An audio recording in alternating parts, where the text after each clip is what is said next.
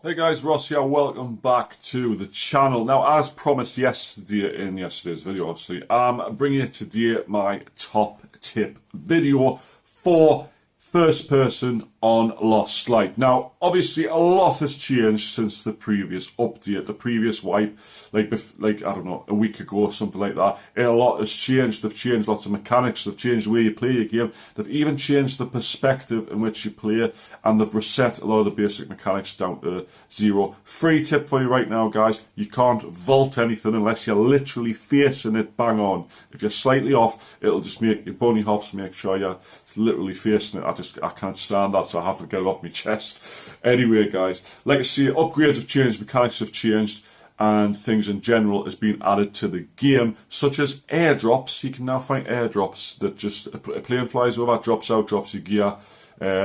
Go loot it, see what happens. Someone might kill you, you might escape with a golden gun. You'll never know. Anyway, guys, what I'm going to do in this video is go through some top tips that'll help you understand and hopefully play the game better in its current state, as well as some sort of like looting priorities, etc., which you can learn yourself as you go along, but I will sort of nudge you in the right direction if that does help. Now, if you're new to the channel, guys, I'm not just like picking up this game now. I have been playing since it was literally day one of closed beta test. You know, very early days back when it was, the ping was 600 and stuff. So I sort of know what I'm talking about when it comes to Lost Light. Obviously, new updates mean new content means new things to learn. So, new tip video.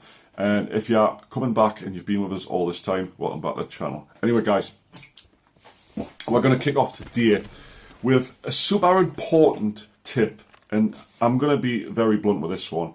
Meds are now super important, right? You find them absolutely everywhere. You get them on bots, you get them on random objects in the world and stuff, and you find the pretty decent ones pretty easily. But the higher medication you use, the quicker you're going to heal, and it's very important right now because you're actually receiving a hell of a lot more damage from other players and bots when they are shooting at you. A lot of them are going to go for the head or the legs and stuff like that. You know, the leg meter, you know, when you get take more damage to the legs. A lot of flesh damage is literally being increased skyfold, so you can get one shot by bots now. You can get gunned down in seconds by players that aren't aiming for your chest rig or your face shield. And this is going to come into it as well because now you can't see people's armor, so you don't know what they're wearing. So anyway, but pick up medication, right? I've got a literal Black Hawk rucksack in my warehouse on the game right now that's just full to the brim of meds that I've looted from in-game, and I've kept it to one side in case I need it, you know, because you can die and lose all your stuff. I keep meds, it's one of the most important things in the game, in my opinion, to one side just so it's there.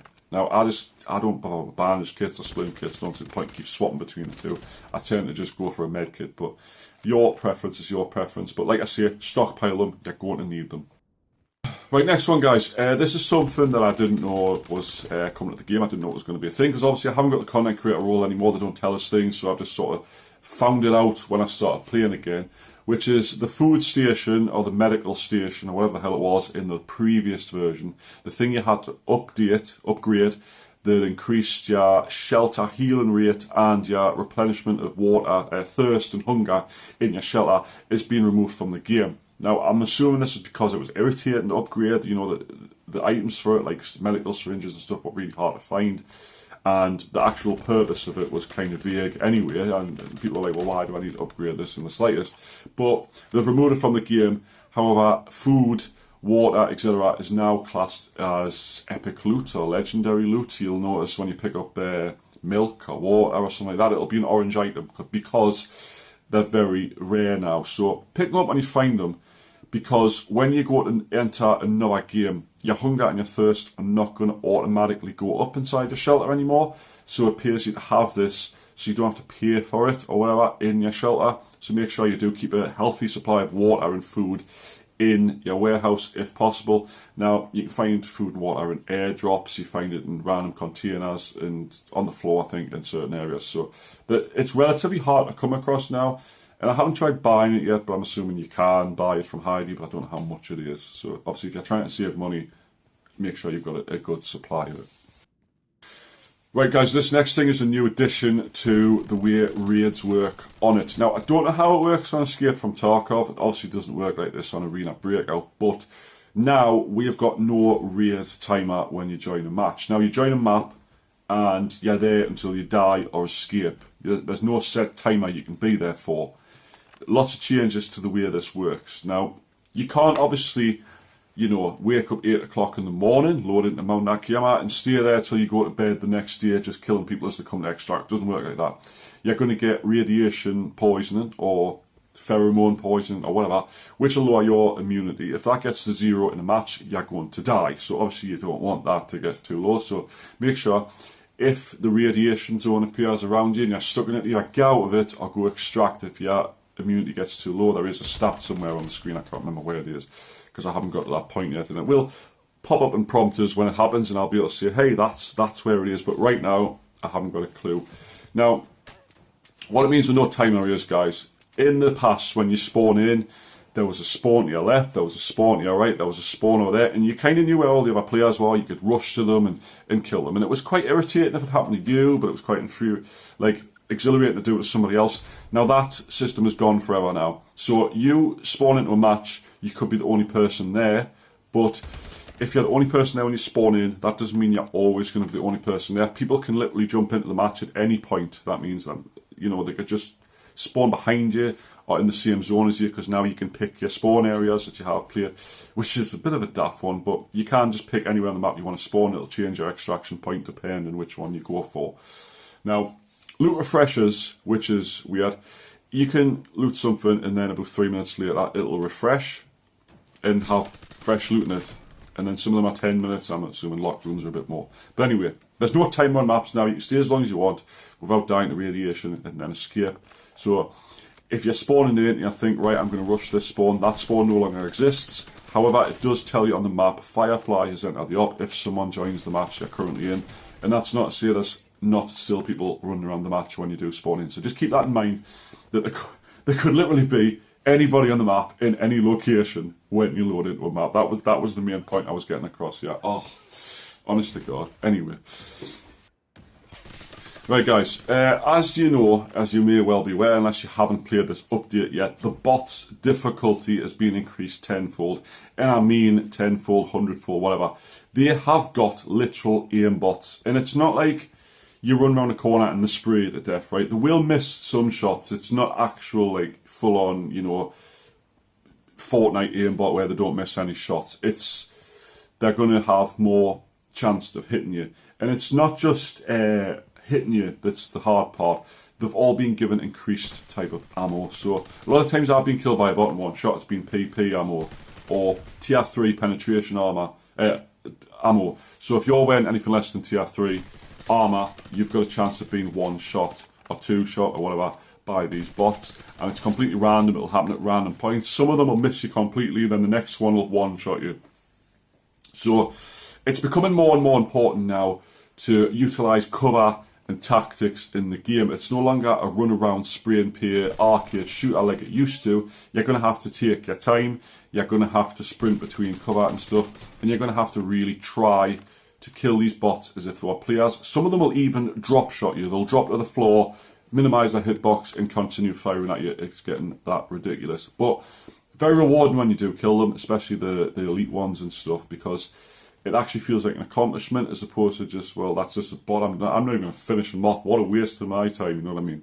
They've actually realistically increased it a lot. Right guys, this is a tip for you.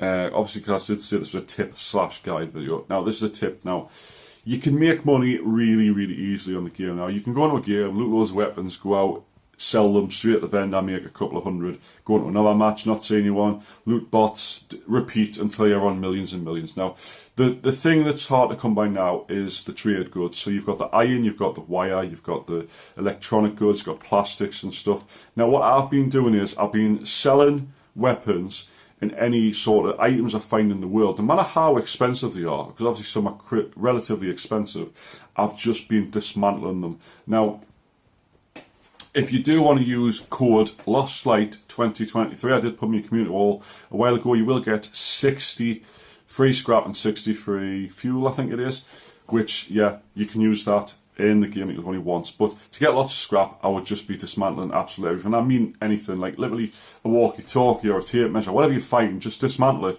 and keep the stuff, because it's a lot easier to make money than it is to find the trade goods. Sometimes you find them in like stacks of 1 or stacks up to 7 in any one time in a raid, which if you're doing multiple raids, it's going to take you friggin' ages. And if you're just selling everything straight to quick sell or on the black market, yeah, again, gonna take a while to build all these up. Now, the reason I'm saying dismantle them is very important. It's very important first is because you need them to upgrade your warehouse scraps, at least anyway, upgrade your weapon thing and stuff like that. Anything you need, obviously, to upgrade, keep a hold of, but the scraps are the main one. You need lots of them. So, obviously, upgrading your warehouse is top priority. The faster you can upgrade that, the better for you to store all your beautiful loot and gear and stuff like that. So, if you do run out, you've still got loads in your warehouse. And then eventually the arsenal, etc. You get the picture. But yeah, just hoard trade goods. That's what I do. I pick up things that I know is going to give us lots of scrap, like extinguishers and box cutters, stuff like that I know is going to give us a chunk at a time, and I dismantle them. And any guns I find, I just sell straight to the vendor.